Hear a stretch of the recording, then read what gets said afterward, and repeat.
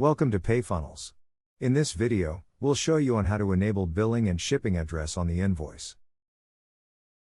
Please log into your Payfunnels account and click on the new invoice. Enter the information like product or service name, description, amount, etc. Once done, then click on the Advanced tab and look for the option to enable billing address and shipping address. Simply toggle on the button to activate these fields. If you just want to capture billing address, then just toggle on the billing address button.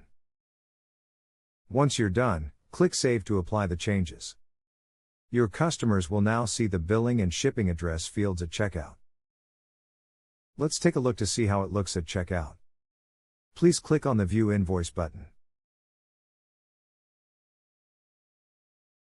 You will now see that the billing and shipping address field where your customer will enter the information.